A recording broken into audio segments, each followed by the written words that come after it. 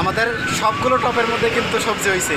এই দুইটার মধ্যে লাল শাক দিছি, ওই সাইডে একটার মধ্যে মরিচ চারা আছে, তার ওই সাইডে হলো সিম বীজ বোনা হয়েছে।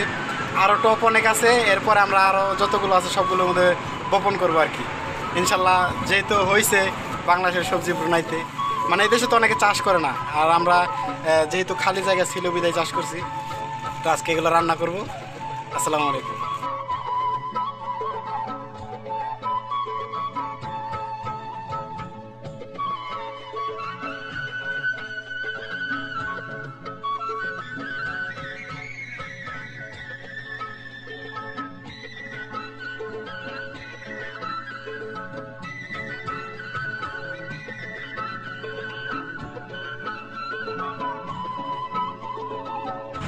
এটার থেকে তুলেন।